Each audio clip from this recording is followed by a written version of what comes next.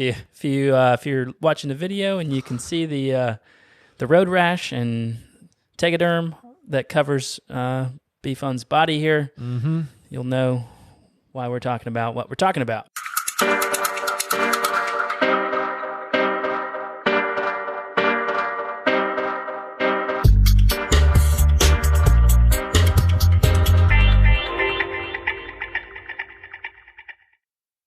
Welcome, everyone, to another episode of Coaches on Couches. Being slouches. We've got a pretty relevant topic today. If you're watching the video and you can see the road rash and tegaderm that covers B-Fun's body here, you'll know why we're talking about what we're talking about. Makes a lot more sense. We've been talking about this for some time, though. There's been a lot of talk. There's been a lot of talking going on. Not a lot of action. Not a lot of action. Today, we act. Yeah, we're doers today.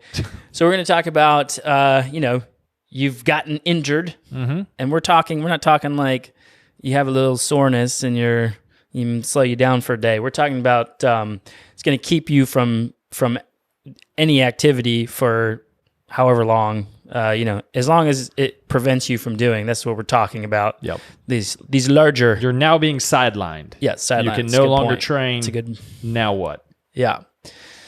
So we're going to get to it.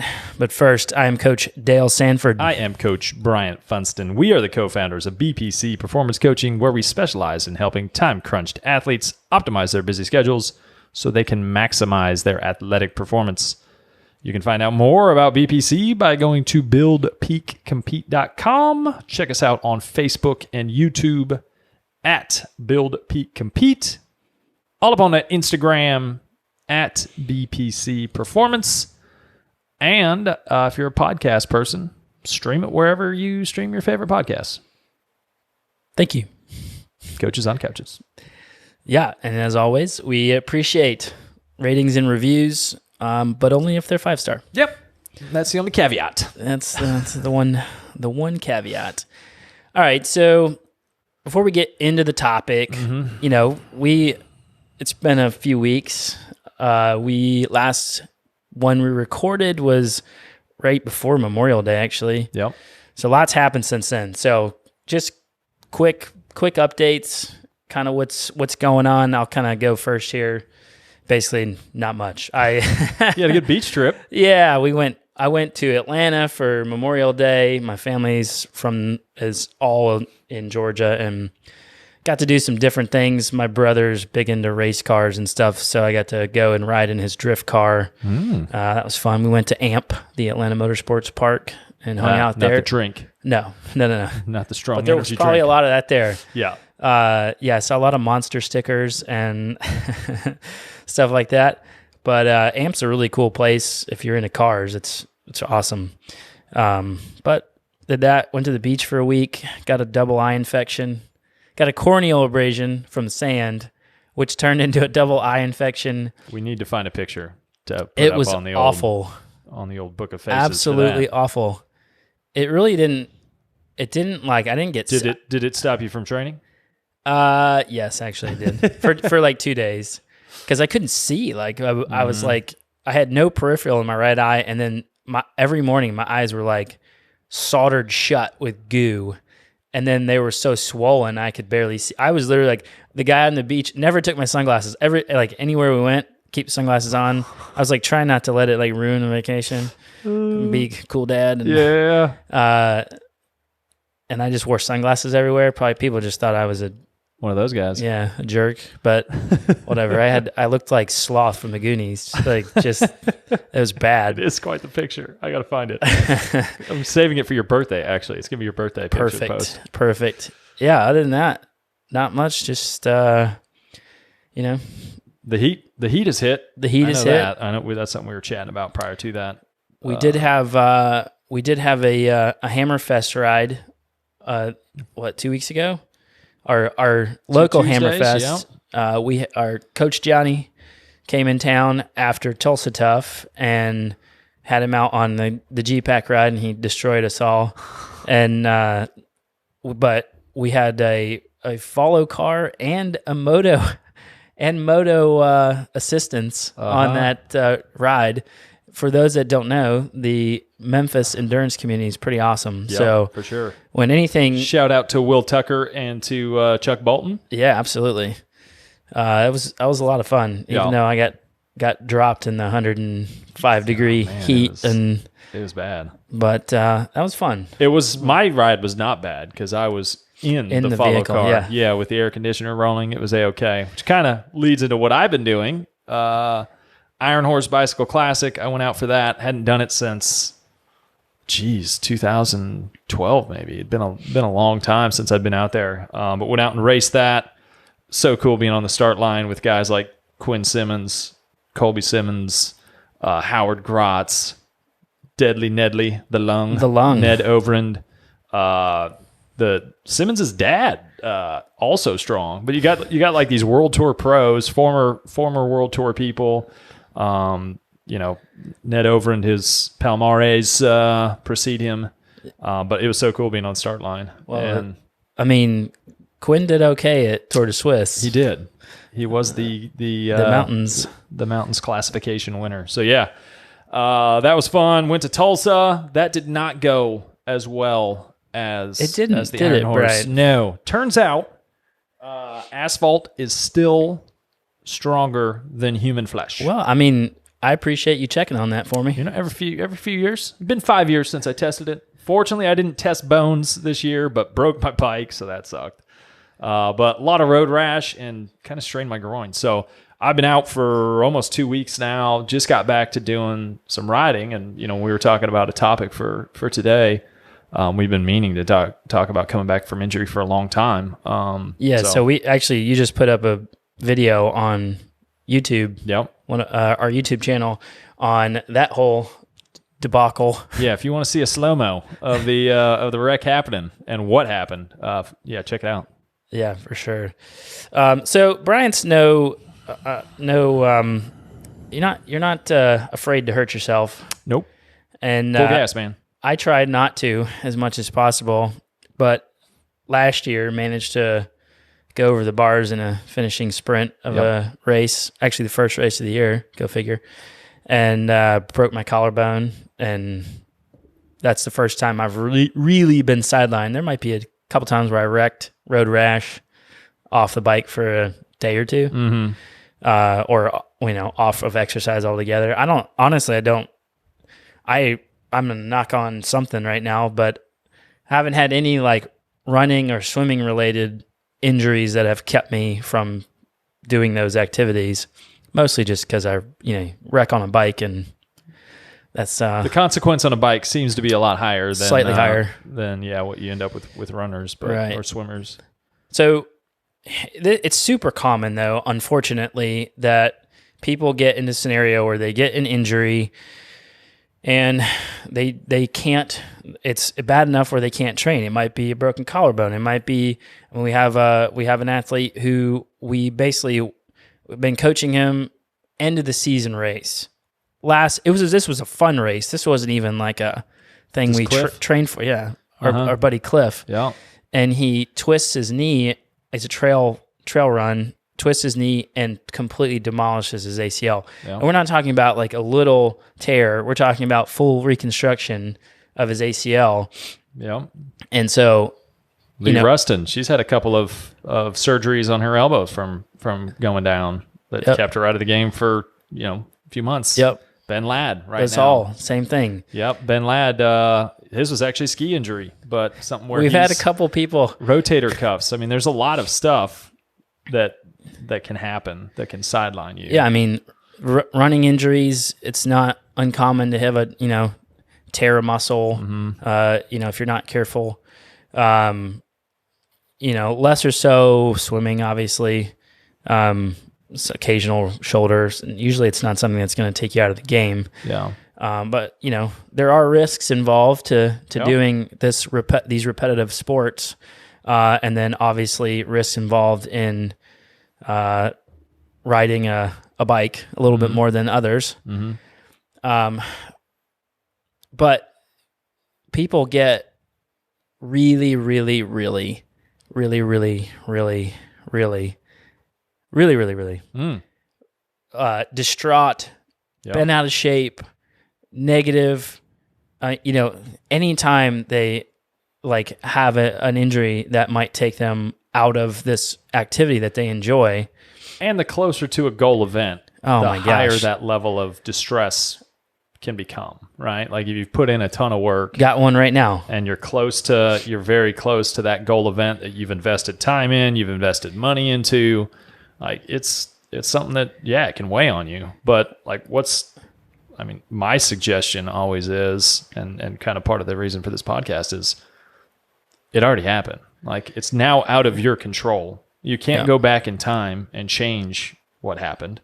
I mean, if you could, that'd be great, but you can't. So dwelling on that fact is something that it's just wasted energy, and it puts you in a bad mental space. So that's one of those things you got to erase the I'm upset, grieve it. You can have your grieving process. Yeah, you get like a day. Yeah, just a day. Take a day, grieve it, and then get over it. Yep. Because looking in the past is not going to do anything for you. So we're going to do step by step here. Quick 4 steps on. Well, we kind of just jumped into step 2, so we'll just put that as step 1 because it's pretty much the same. It doesn't matter what Those order are interchangeable. You go in. Yeah. Yep. So positive mental attitude. Yep. It does you no good to harp on it and let it bring you down. Mm-hmm. It sucks. Don't get me wrong. It sucks. But there's always going to be more events. Mm-hmm. Like whatever happened, generally speaking, the majority of the time it's out of your control. Like even if it wasn't necessarily out of your control because you like overtrained or whatever, doesn't matter. Like, in the words of the Lion King, doesn't matter. It's in the past, right? It's in the past. And you can't change it. So there's no reason to dwell on it. And unless it was like a really life-changing, injury, you're going to get through it. Yep. And there's always more races. There's always more events. There's always more goals you can have. I mean, I've had people that have had injuries that actually did take them out of doing a specific activity. Mm-hmm. Like couldn't, like a neck fusion or something like that they had to have. Now no longer, they can't like run anymore. Yeah. Because they risk cracking the vertebrae above or below that fusion.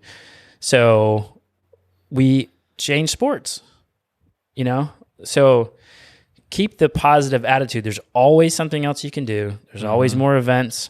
There's always, people tend to just identify themselves, like their whole identity gets wrapped up in being an endurance athlete, or even more specifically like an Ironman, or, I finished Unbound, or I finished this crazy, like epic race, like, and they have their entire identity wrapped up in this. And it's just not like, there's always more. And you're always going to want more. Mm-hmm. And you're always going to, once that you reach that goal, you're going to go on to something else. Yeah. So don't wrap up your whole identity in one goal. That's one day. Mm-hmm. Like it's just pointless. It's dangerous. I always like to keep the mindset of just like there's highs and lows in the sport. There's also, and that's what makes it tough. It's what makes it challenging. It's also the lows, like the crappier times you go through make the highs that much better. Like it gives you perspective again. I was chatting with Ben Ladd, who had rotator cuff, or not, he dislocated his shoulder and broke a chip off his shoulder socket and had to get it removed, had to have surgery. Long story short, he hasn't been able to ride outside, and this is going on 10 weeks, 12 weeks. It's been a long time. Finally, he's out of a sling. But he was just so happy to be able to, and we kind of went through the steps we're going through right now, but he's just been so happy to like be able to ride his trainer with both arms again. Right. as opposed to one arm. You know, it's like it gives you perspective again, and it makes you enjoy stuff that you probably otherwise would have, you know, been taking for granted. And similar to like the injuries I've had, when you can't put weight on your leg for 12 weeks, you're pretty damn excited to spin your bike on a trainer again, or go for a walk again, or like sweat again. Like all that stuff you appreciate more. So Absolutely. know that there are positives that come from the negatives, and kind Absolutely. of keep that perspective. I mean, I felt like when I broke my collarbone last year that I was like in some of the best bike shape that I'd been in, you know, and then like you put in all this time over the off season and whatnot, and initially your thought is, it's all wasted. Mm-hmm. Yep. Okay. But then like when I started to get like, I was trying to avoid it. That's the time of the year personally that I like to like get outside more, start riding, you know, you're riding the trainer all winter long. It's starting to get a little warmer. Yeah. Yeah. Started to get outside more. And then like I couldn't ride at all. And then like as soon as I could, I was just happy as a clam to get back on the trainer. Exactly. Yeah. Like, you know, it when it takes you out, I mean, mentally it's a hit, but there's always something you can be doing. Mm-hmm. So the main thing is you have to change your goal. So like this is maybe step 2. One and 2 kind of come at the same time. Yeah, reframe your goal to healing. Yep. And getting back to 100%. Mm-hmm. Don't even worry about necessarily the race that you aren't going to be able to do or whatever. And the more serious your injury, the higher priority this becomes. Like you getting back to full strength, not necessarily getting back to training, like you just getting your body back to where you're functioning as fully as possible again is step number 1. Becoming pain-free again. Like for some, that can be a long process. And that becomes your new goal. That energy that you were putting into training is now energy your body's needing to go into healing.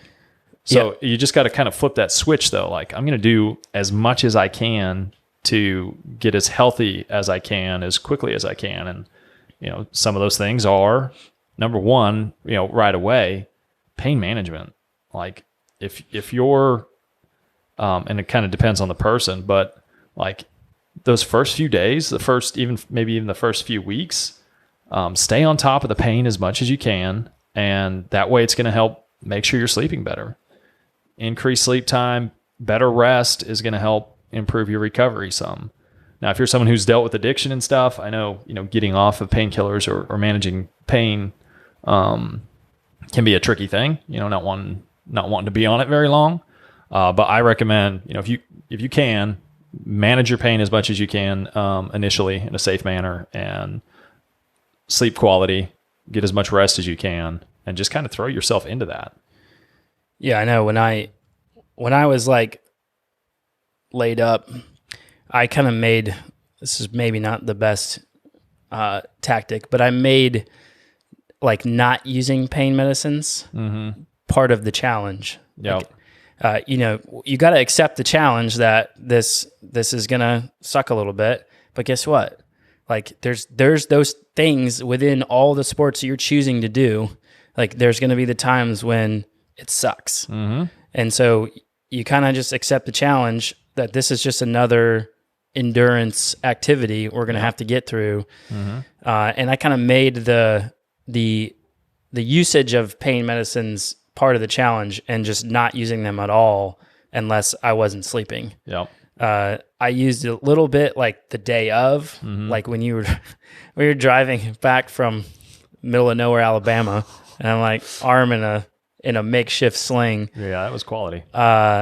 You know, I used a little bit that day. Yeah. And then when I actually got prescribed pain meds from a doc, like I maybe took it 6 times at night to sleep better. Mm-hmm. But you know, it's just kind of one of those things where, like you said, your body only has so many resources to go to healing and rebuilding and stuff like that. And even though you are not working out, your body is using those resources to heal you up, rebuild you, repair you. So your body is working. So you still need all of the same things you were intentionally doing when you were training high training loads, the sleep, the nutrients, That's eating clean. one. Like, I would suggest, even if you're someone who, uses high levels of training to justify a mediocre diet, like I would recommend you make that a big focus. Like, okay, I've been given this block of non-training.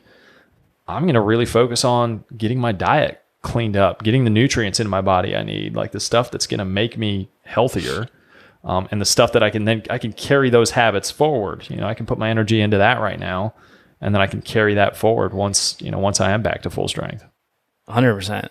That is a fantastic suggestion, because I know we all, once we get into even moderate training loads, it's like, oh yeah, well, I got in 2-3 hours today, so yeah, I'll just eat whatever I want. Yep, we're good. Exactly. I've earned it. Earned it. Yes, I've earned it. Yeah, for sure. So, I mean, you've accepted the challenge. You're working through the pain management. Let's say you're getting pain free, or minimal pain. You're moving normally again, that sort of thing. Now we're talking about, like, let's see how soon we can get back to training. Yep. And in that process, you really have to, like, work with your team, your doctor, your coach, your physical therapist, like whoever you have in your little circle there.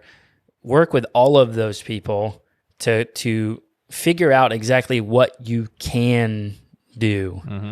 And a lot of times the doctors and the physical therapists, they're going to say, let pain be your guide.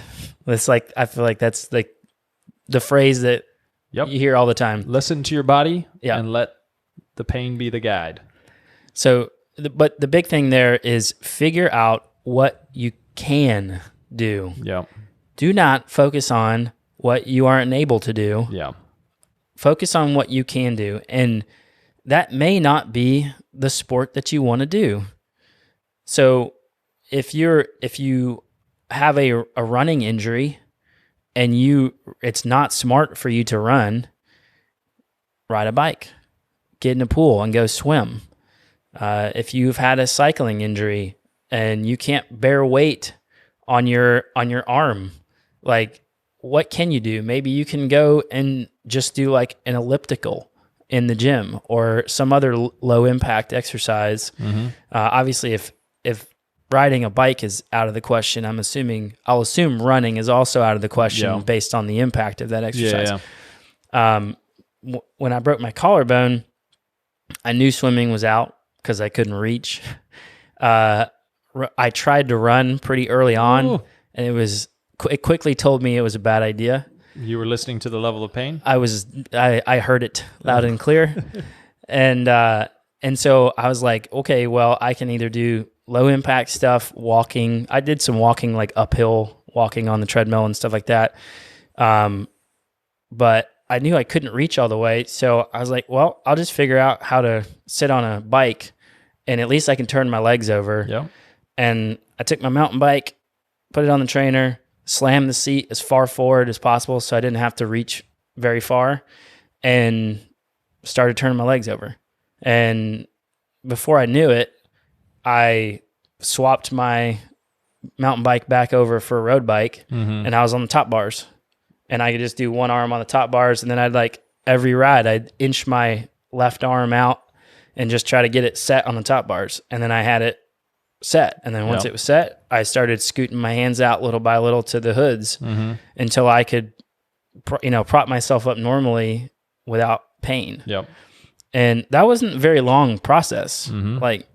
I didn't have surgery, so I didn't have to deal with a plate in my collarbone. But, those were like my daily goals. Yep. It was like, okay, I'm not worried about what effort I'm putting out. Zone 2, zone 3, zone 5. I'm turning my legs over. Yep, the goal today is to get my hands a little further out on the ends of these hoods, to get more and more. And not only that, but to keep normal range of motion in the shoulder. Like I was trying to move the shoulder next day and just go as high as the pain. When the pain kicked in, stop. Like so many people avoid movement when they are, and our buddy Clay Jones would jump all over this.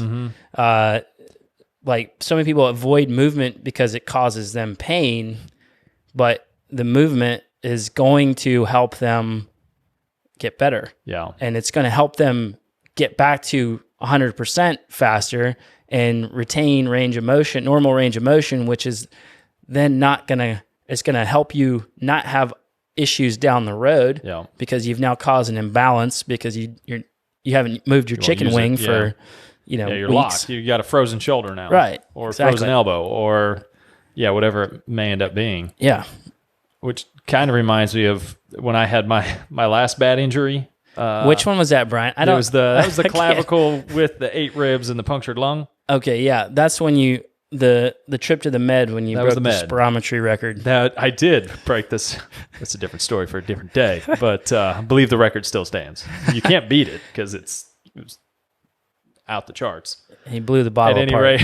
At any rate, Dr. Downing was like probably 3-4 days in. I hadn't moved from the couch, and he called just to see how I was doing, and I was like, I'm in a lot of pain, whatever. I'd gotten off of like the stronger drugs after 2 days, and was just using ibuprofen and acetaminophen by then. And he essentially said, "Your body is meant to move. You need to get off your couch and move." And I was like, well, okay. Not a lot of sympathy here, but good advice. I really hope he snuck in like you wuss. You big softy. Yeah, but I mean, it kind of rings true, right? Like, it goes back to know what you can do. Talk to your doctor. Yeah. Talk to your PT. Like, talk to the people, and like, if they say it's okay to move your shoulder, say you have a shoulder injury or something in that area, and they say, hey, you're not going to hurt it more by doing it. And if it's just a matter of your pain threshold, start moving it. You got to. Like, PT is not fun for people who are coming back from, like with Lee, when she was coming back from her elbow stuff. Like, they were putting a mechanical device on her to force her arm straight. Yeah. I mean, a lot of pain. Like, she was in tears after those sessions, but it's something that was needed. If we're left to our own on letting pain dictate range of motion in a situation like that, you're gonna want to avoid it. But you need to know what's best for your body to avoid future injuries. Yeah, I know we've talked about getting back as quickly as you can, but yes, this is what we're going to stress here. The caveat we'd like to stress here is that like the longer you're down, the worse your injury, the more progressive you have to be getting back at it. We're not talking like, if you like with Cliff is a great example. So had a full ACL reconstruction. We kind of worked to keep him, strong before he had the injury, and then kind of worked, let him do his PT and monitor that going through physical therapy, and then really progressing him back into any movement at all. Yeah. I mean, he was down for a long time. And then it was almost like a repeat. You had surgery. Now you're down again, but the initial was just trying to keep him active and strong so that he could come back faster. Mm-hmm. And that's something we'll get into in a second. But once he got back at it, I mean, this was like he's racing this year, and this has been like this has been a 2-year. It was 2019, if I remember right, the fall of 2019. So granted, he probably wouldn't have raced much in 2020 or 21 anyways or 2020 at least, because of the pandemic. But he wasn't ready. Mm-hmm. Like, his body wasn't ready. And he exercised the ideal amount of patience. And yeah, he had crappy days and mm-hmm. days where he I'm sure wanted to say, screw it, but he didn't. And now he's back, racing he's racing now, and he's planning on doing the Memphis 70.3 this year. But he just kind of got over the pity party, saw the road ahead, accepted the challenge, and followed through. Yeah. And now he's back to doing what he loves. Yeah. At arguably full steam or better. Mm-hmm. So. And he probably appreciates it a lot more too. 100%. Like, having been off, being forced off, like you appreciate that stuff more.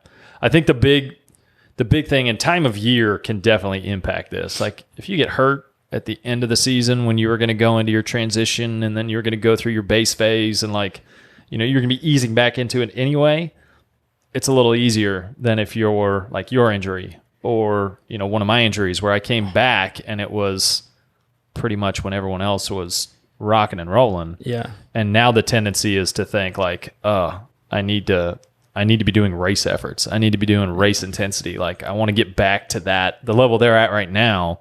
I want to get back there as quick as I can. But it's not something where, if you're off the bike for 6 weeks, you don't resume high intensity right away. Like, and what we had incurred, and this is what I'm doing just with it. I've only been off the bike 10 days. It hasn't been that much, but I didn't go out my first ride back, even though I've got some big goals 5-6 weeks away. Like that's my big goal for the year. My past 2 rides have been shorter. They've been easier. And what I'm looking to do is finish those rides. And this is what I would suggest for everyone. Underdo it the first few training sessions and don't evaluate how bad or good it went based on how you feel at the end. Evaluate it based on how you feel the next day. Oh, for sure. So did you wake up feeling like garbage? Did you wake up with something hurting? Did you wake up with any issues? If so, you maybe went too hard. Like scale it back some. But let the next day and the day after kind of dictate whether or not your training load, so the training, the intensity and the duration, whether or not that was okay for where your body's at. And when in doubt, your body's going to come back quick. Like the injury I had back in 14, having non-weight bearing for 12 weeks, I came back, I was able to start riding in February, middle of February, I think. I'd been off since beginning of November. Ended up having, a great race by the end of April, but it came at a cost because I came back way too much intensity, way too soon. And then I dealt with a knee, like nagging knee injury on the opposite leg, not my hurt side. I ended up dealing with that for the rest of that season. So, and it's something just lingered. I couldn't put in the training I wanted to anymore because anytime I would, the knee would flare up and it just caused issues. So I came back too fast and then as a result paid for it for the next 8 months, So be patient. The longer you're out, the more patient, the more gradual, the slower it needs to be. Yeah. If you're out for a week, you're going to be fine. Like that's not an issue. But if you're out for multiple weeks, that's when you got to be very patient with it. Yeah. I don't know if I could say I was lucky enough to break myself in February. Mm-hmm. It was actually the day before my birthday. Happy birthday. It was awesome. But it kind of, my goal race for the year was in October. So it really it wasn't too bad of a like mental deal. Like the bad part is I knew that it was going to be 10 weeks or so, 10, 12 weeks before I could really get back to, because I wasn't going to get surgery. Yeah. So it's going to be a little bit longer before I could get back to doing things 100%. Yeah. And when I looked forward, like that was going to be like right when races are really kicking off. Yeah. And a lot of the ones that I really like doing, every year. But I just looked ahead and said, okay, what can I do?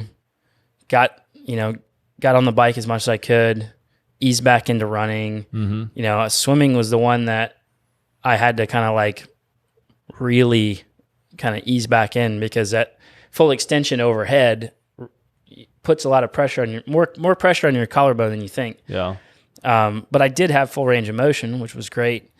But it like moved forward and then progressing back into it, I actually was able to,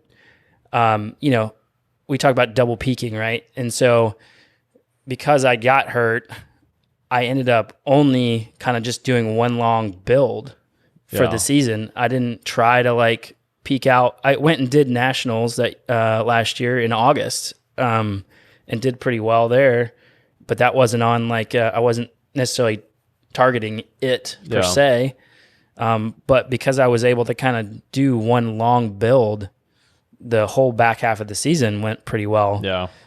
So sometimes you end up staving off mental burnout that you don't even realize, like a forced recovery period. Like that's kind of what I was getting at, is that a lot of times personally push hard through the winter and then the spring, and you do some of the early season races, and then kind of by like May or June, you're kind of like, the heat kicks in and you're oh gosh. And then you have to like rebuild for the later part of the season. But just doing one long build and just racing to race and having no expectations was almost a relief. Mm-hmm. And I actually raced better, not having any expectation. And then the end of the season race went pretty well. I guess one of the big things that athletes end up when we've dealt with, numerous folks who've gone through different levels of injury. But one of the big questions, and actually I had a guy who just wrecked for the first time, just riding with another person, got a bunch of road rash. By the way, we're not knocking people off their bikes. We are not. No, it's not a good part of our training program. This is not our favorite thing to deal with and discuss. But his question was, he was a bit worried about like mentally getting back out there, like when if there was tips on how to get comfortable being in a group again or riding with others again. And Dale, I think our advice is the same here. You just gotta, like a Band-Aid. Yeah, get back out there, get on the horse. Like, you can. I'm a proponent for just getting back out there. Mm-hmm. I mean, anytime I've ever gotten hurt, I just throw myself back out there. I know for some people it's a little bit more. I mean, I've had athletes who have had bad bike wrecks, and it's a struggle to even get them back in with a group or on the road in general. Mm-hmm. If that's you, if you can't just like throw yourself back out there and be cool with it, start with a more controlled environment. Yeah, you're going to have a different level of risk tolerance. Everyone's going to have a different level, I guess, right? So find out what is kind of on the edge of what you feel comfortable with and start with that, controlled environment, people that you're comfortable. If you're a cyclist, someone is smooth, is not going to do anything crazy, like smaller groups. I mean, you can even start on a bike path or something like that. Oh man, that could be dangerous. We won't even talk. Worse than a group ride. If you have a not real crowded, very clean bike path, you can start there. Sometimes it is more risky. Yeah, but yeah, at the end of the day, accidents happen. Like, driving in your car is a risk every day. Like, accidents can happen. There's a lot of beauty in the sport, though, and a lot that you get from the sport that, experiencing, especially, if you're someone who is a more social style athlete, like, or you're doing a race that requires you to be in a group, like, what you gain from that and what you'll gain in the future from that is going to outweigh the potential risk of, wrecking again. I mean, that's for sure. It's essentially a part of the sport. Like, realize that it sometimes happens, and although we never want it to happen, like, people ask me, like, are you going to sell your bikes now? I'm like, no. Why would I sell my bikes? Like, no. I really love the sport, and what I get from the sport is worth the risk. So, but you got to get back out there. Yeah, I mean, like you said, smaller groups. Mm-hmm. You can start with a smaller group, or even just riding with some other people that you're not even necessarily in a group. You're just kind of like riding around each other. Tell them you want to be on the front, and they can stay behind. I'll do all the pulling. Yeah.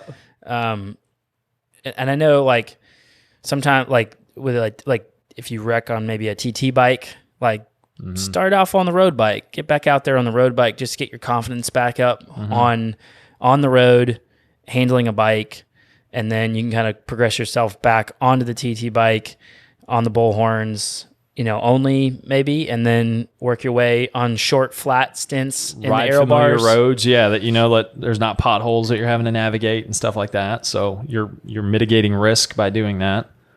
But yeah, I mean, it's just you can't get over something in your own head necessarily. Like sometimes it takes action in order for you mentally to feel comfortable again. I guess one thing I do want to kind of throw in there is, and this is all wrapped up in the mental side of it, the positive attitude, focusing on what you can do and all that stuff. Like, don't just settle with the fact that you're hurt. Like, I guess that's what I'm like. Don't have like the victim mentality of like, oh, I'm hurt. Why did this happen to me? I guess I'm just going to have to live with this injury and like go down that road. Like that goes with like getting back out there, getting on the horse. Like, don't just say, well, I crashed on my bike. It wasn't like, I guess that's it for me. Like you said, you gain so much mentally, emotionally from doing the exercise, being a part of the community, socializing with other people, like-minded people. There's so much to gain from it. Like, don't cheat yourself by just saying, I got hurt once, I guess this is it for me, or I got hurt once, like I'm now a lesser athlete because I got hurt. That's just a dangerous road to go down. Go off the I believe it was the movie Dodgeball, where he's literally taking the bull by the horns. Get a poster of yourself literally taking the bull by the horns. Look at that every day and get out there and dominate. I'm going to go on Etsy after this and see if I can find somebody who will draw me taking the bull by the horns. Taking the bull by the horns. So we always want to look at this and say, well, I want to make sure that this doesn't happen again. There's our final step. Yeah. So future injury prevention. Yes. Keep in mind, we cannot prevent 100% of injuries, especially wrecks. Nope. It's an unfortunate part of the sport. Yep. We can't prevent them all. Nope. But there are things we can do to prevent a lot of those, like some of the overuse stuff and just dumb injuries that may sideline you for a week or two. Achilles tendon. Yep. That one has fasciitis. Oh my gosh. That can put people aside for weeks. Yep. So take a look at what was the cause. Like, what was the cause of the injury? If it's a wreck, yeah, okay. Like, maybe improve your bike handling skills, or don't ride when it's icy out, or whatever it may be. Like, that's stuff that you can avoid. But if we're thinking about stuff that's within your control, can you do stuff with your training and your preparation to prevent whatever injury occurred from occurring again? If it was a wreck, maybe you need to work on your bike handling. Exactly. Technique. Or if you broke every bone, maybe you should do more strength training. Yeah. Like, let's put some stress in those bones. Glad we brought that into. I knew we could sneak strength training into this. But the truth is, if your body is strong and durable and you have a wreck, you will not only heal faster, like if you have to have surgery, you will heal faster from the surgery. You will heal faster from that injury if you're already strong. I don't think people realize that as a benefit to strength training, but it is a massive benefit to strength training. For sure. The thing you can do right now is assess all this stuff. Yep. Assess your strength, assess your flexibility and your range of motion, especially in the movement patterns that you don't do every day. Yep. If you're a straight line athlete, like most of us are, try to move laterally. See what you got. Don't do it fast, though. Yeah, I don't recommend. Otherwise, press rewind and start at the beginning of this. Yeah, I don't. You'll be coming back from an ACL. So assess this stuff. Assess your technique, and I'm talking, let somebody look at your bike fit, your pedal stroke. Assess your running technique. I've done that more and more lately. of people that have ended up with stupid running injuries. Yeah. And there's blaring things in their running technique that literally we address them and boop, pain's gone. Equipment, right? Like, when was the last time you replaced your shoes if you're dealing with shoes are a big stuff one that pops up that's preventing you from training? That is that's like my first go-to. Anybody who has a random like running issue that starts hurting out of nowhere, like, okay, how old are your shoes? Yep, exactly. How long have you been in those shoes? Yep. That's my first thing every time. So get those things checked. Get your movement checked because there's especially swimming. Like if you're having shoulder pain when you swim, I guarantee there is an issue with your stroke. Is that a 30-day money back guarantee? Yeah. If you want to do a swim analysis with us, you can send the video in if you can get underwater video. And if I don't find anything wrong in your stroke in the front, I'll say in the entry of your stroke, I'll give you your money back. It is. I mean, anybody who ends up with a shoulder issue, I would say 95% of the time, you get video of them and they're entering the water across their body, thumb first, with their shoulder rotated. Pretty weird torque. Just a weird, and so their shoulder joint is already like torqued funny, and then they start putting more torque into it in the catch and the pull, and you do that over and over and over and over, and it causes shoulder issues. Yep. So don't think it's just like you need to swim more. You're not fit enough. Yeah. There's probably something going on with your stroke. I always go with it'll work itself out. Yeah, that's my philosophy. Normally not the case. Normally, if you have it's slowly getting worse. Yeah, if you have a nagging thing that's just not going away, especially if it's getting worse, as long as you know that you've been progressive in the increase in workload, it's got to be a mechanical thing. Strength, flexibility, or mechanics. Yeah. Like if your training load is progressive, strength, flexibility, mechanics. Something's wrong here. In general, yep. So the last little part that I want to add is you may have an injury, and this kind of goes back to talking about the PT. You may have an injury that you need to be overly aware that could cause either compensation or imbalances if you aren't staying focused on it. So if it is something that could lead to range of motion issues, or you possibly wanting to compensate, increase tightness, like that could lead to other parts of your body failing at some point if you're not being very aware of addressing those in this recovery process. So make sure you're dealing with that and you're really paying attention to working on any sort of structural stuff that may happen that could cause other issues to pop up. Yeah, do your therapy, folks. Do it. Yep. Do your physical therapy. Do your PT.